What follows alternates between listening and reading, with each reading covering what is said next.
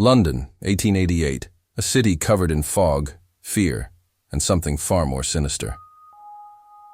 Women were being murdered, one by one, in the dead of night. The killer didn't just take lives. He left behind a signature so disturbing, it shocked even the most hardened investigators.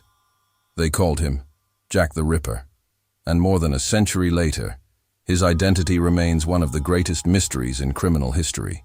To understand the terror, we need to go back to Whitechapel in East London.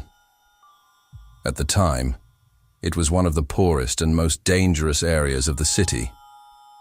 Crime, poverty, and desperation were part of daily life. Many women turned to prostitution just to survive. And it was in these dark, narrow streets that the Ripper began his reign of terror. The first widely recognized victim was Mary Ann Nichols. On August 31st, 1888, her body was discovered in Bucks Row. Her throat had been deeply cut, and there were signs of further mutilation. The attack was fast, precise, and brutal. There were no witnesses. No one saw the killer arrive, and no one saw him leave.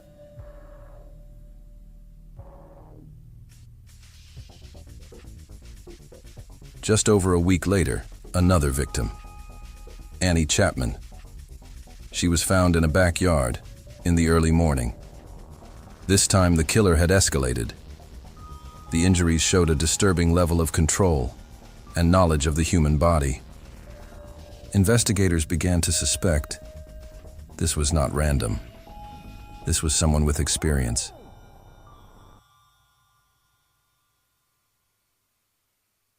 On September 30th, the night that became known as the double event, Elizabeth Stride was found first. Her throat had been cut, but something was different. There were no further injuries. Police believed the killer may have been interrupted. Less than an hour later, another body was discovered, Catherine Eddowes. This time, the attack was far more extreme. The killer had taken his time. The precision, the pattern, the method, it was becoming clear. Jack the Ripper wasn't just killing, he was following a ritual. The final and most infamous victim, Mary Jane Kelly. Unlike the others, she was killed indoors, inside her own room. This allowed the killer more time. And what followed was the most disturbing crime of all. The scene shocked even experienced officers. It suggested something deeper than violence, something obsessive.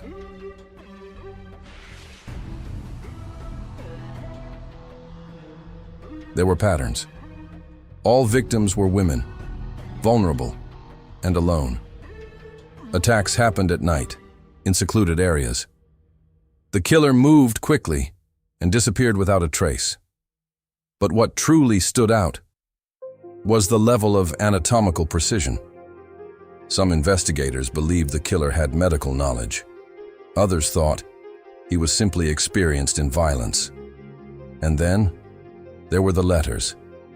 Messages sent to police, signed, Jack the Ripper.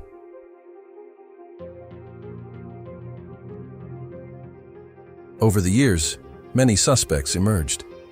Doctors, butchers, even members of high society. But none were ever proven guilty. Was he a skilled professional? A disturbed local? Or someone hiding in plain sight?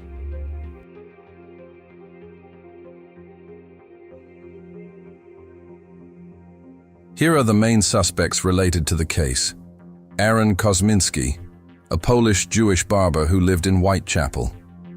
DNA tests conducted in 2014 and 2019 indicated traces of blood and semen on a shawl belonging to one of the victims that matched Kosminski's relatives.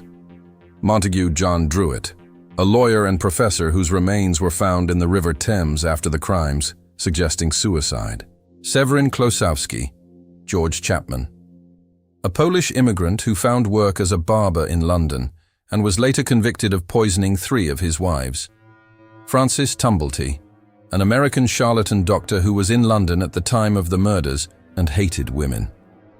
Walter Sickert, a renowned British painter, whose alleged connection to the crimes has been popularized by recent theories, including those of author Patricia Cornwell. Other names included Joseph Barnett, Lewis Carroll, William Gull, James Maybrick, Prince Albert Victor, Sir John Williams. The lack of conclusive evidence at the time allowed pieces of names to be associated with the case over the years, keeping the mystery alive. The killings stopped as suddenly as they began. No arrest, no confession, no answers. More than 100 years later, the identity of Jack the Ripper remains a mystery. And somewhere in the shadows of history, the question still echoes. Who was he?